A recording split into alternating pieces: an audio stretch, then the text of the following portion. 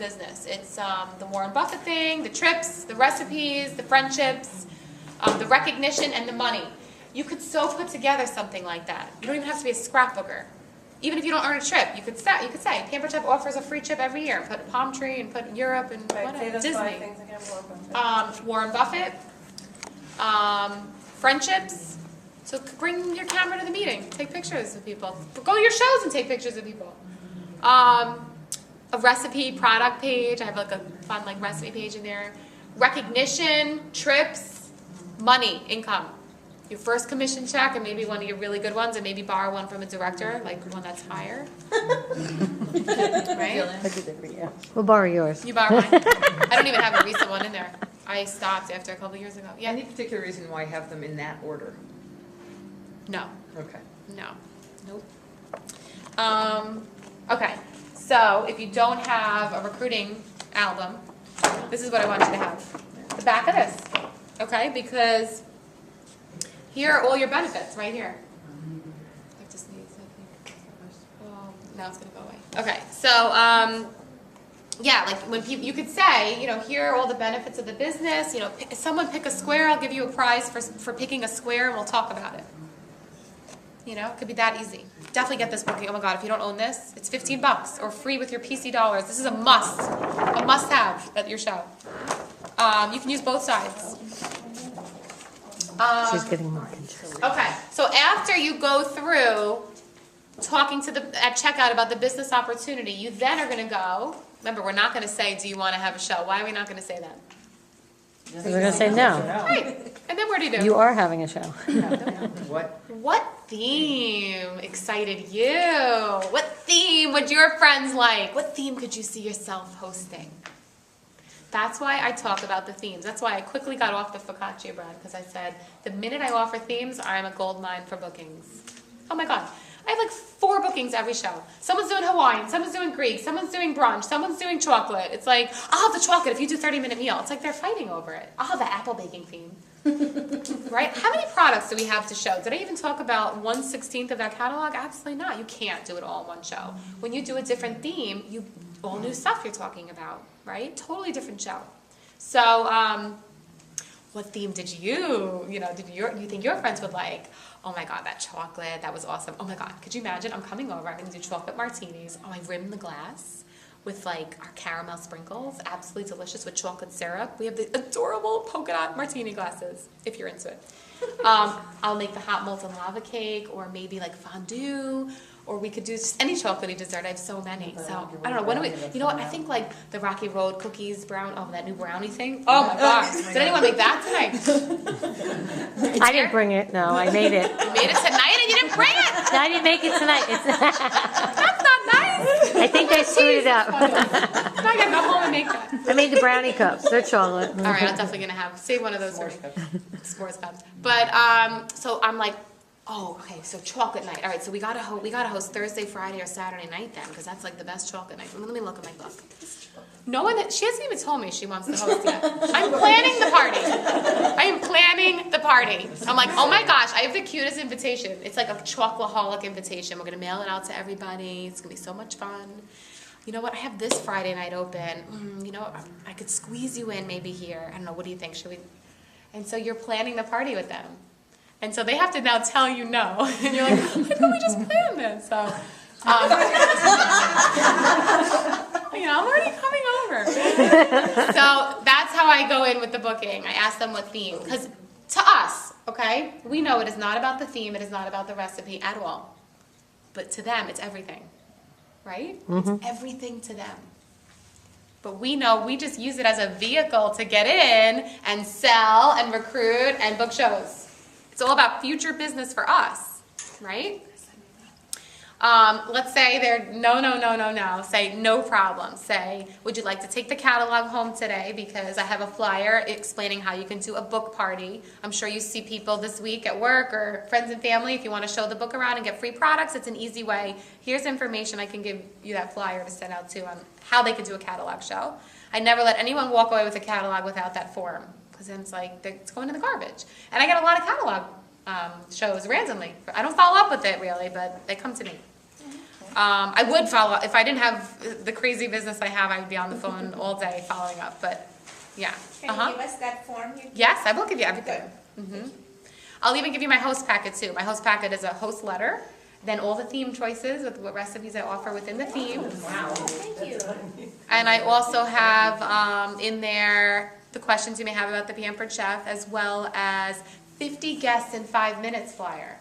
And I even say to them when they're booking, this flyer is going to help you brainstorm on who to invite, because we want to over-invite. And I'm going to send out the invitations for you. So within the next couple days, I want you to email me a list of all the names and addresses that you have. We can also set up an e-vite through my website. So if you have anyone's email, send me everything. I do it all. I take care of everything. Well, my assistant does, but I do feel, that once you have control and you take care of all of that, you know the show is going to happen. And if I don't get that list, they're off my calendar, and they have to be rescheduled because this is my job. How do you say that to them if you don't get the list? I do 3 phone calls for the list. By the 3rd phone call, I say, okay, you're probably just so busy. I so get it, which is so why I'm offering you this service. And as fun as this party is going to be, of course, it's still my business. So I have to make sure I'm working that night. You actually have a Friday night in my calendar, which is prime real estate. So, always say it with a smile. If I don't get your list by tomorrow, I am going to have to take you off my calendar and open up my waiting list to someone else. But of course, we could always reschedule. But hopefully I'll get your list because I'm all ready to do your show that day and I can't wait. Thank you. If I do not hear back from them after 3 phone calls, I'll do 1 email and then they're off, they're gone. And how far in advance? Oh, at least a month. You need time to rebook that. Take care of that for sure. That's how you go with, okay, so then now we're at the catalog show, okay? So even if they're like, no, I don't even want the catalog, say, you know what, no big deal. Say once a month I send out an email and, everybody gets a recipe and whatever discounts are going on for the month. And actually all those 3-step recipes I talked about today and the recipes I made tonight, tomorrow I'm actually sending out to all the guests at the show, did you want to be a part of that? And they're like, want to be a part of it? They're like, yeah. So I get their email, and I give them a recipe card, and they're on their merry way. And that's really my checkout. So, yes. So you don't do door price slips? I don't, because I cover it all. Yeah, I feel like that's, in the beginning I did, but I feel like it's too repetitive now that I don't even do it. No, but if you're new, I would say, yeah, use that, because that helps you to make sure that you're asking and doing everything. But I just gave you all the words in the whole process of this checkout. It's easy. Like, you can do that. You can say these words. It really, really is what works. These are the words. Like, I don't have any magical pixie dust. A lot of people think I have a secret in my back pocket. I don't. I just have the right attitude and the right words and the right delivery. That's it. I just get it. That's it. But same as all you guys. I have $300 parties. I have $3,000 parties. I have cancellations. I have everything you guys have. Seriously. But I don't let anything put me out of business. I don't let anything, I don't let anyone or anything put me out of business. That's good advice that I was once given, actually. Yeah. Yeah, why would you give power to, someone canceling a party on you? Why would you, give power to that person? No way. Spend the next 2 hours doing everything you can to rebook that date. And then when you rebook it, you're like, yeah, screw you, I rebooked that. That is such a better feeling than, letting it define you as a consultant, right? Rebook that day. You don't need her, right? Yep. It's such a good feeling. Yeah.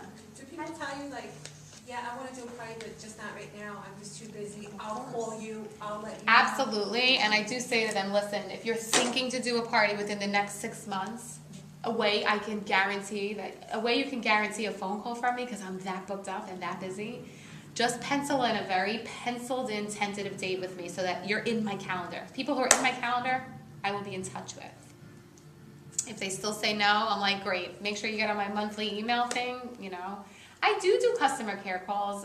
The reason why I still do them is because I actually invite, those of you who have team members on your team, I do invite my team members over to my home. Once or twice a week, I'm home all day doing calls. So I like to train my consultants on how to get on the phone. So they'll come over, I'll make coffee, whatever, and I will do customer care calls so that they can listen to me doing them. I will do host coaching calls, booking and recruiting lead calls for them, and then I will listen in on them doing it. That one-on-one coaching phone time, and it's fun to do it with somebody, actually. It's a really good idea. Even if you don't have a team, two of you here today could buddy up and do that and help each other. So I do, when I get together with consultants, I do still do customer care calls.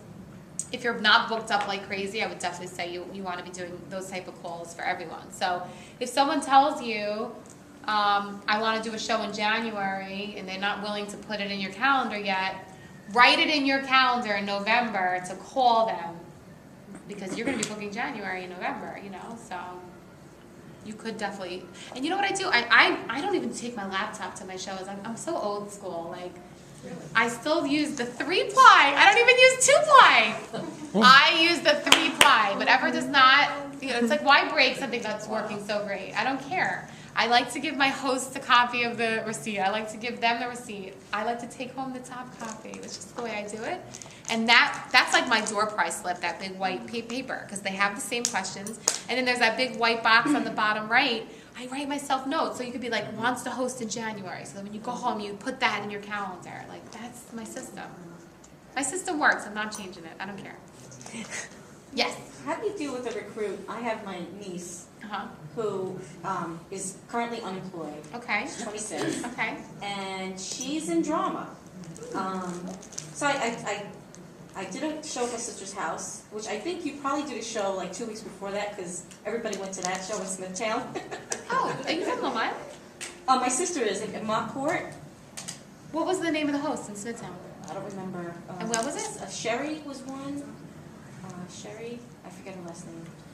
Rose, Sherry Rose, but anyway, I just saw Smithtown. Funny. Okay. But anyway, yeah, my family lives in Smithtown. That's so funny. yeah, My parents because and my sister. she said that my sister wound up finding out that whoever was hosting works only 3 to 4 nights a week, and gets full-time pay. So that's why I thought maybe it was.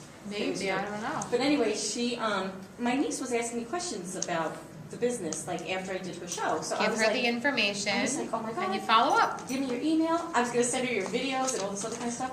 She told my sister she really wasn't interested, and she couldn't believe that I thought she would be.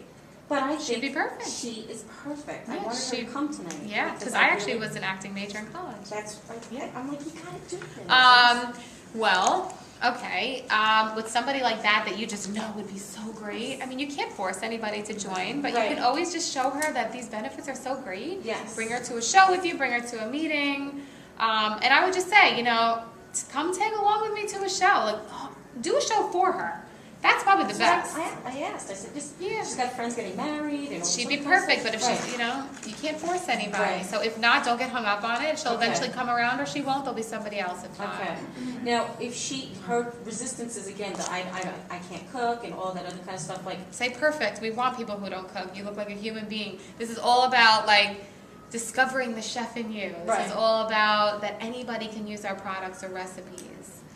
You could say some of the most successful people in this business have never cooked before they've done, Pampered Chef. Here's one for you.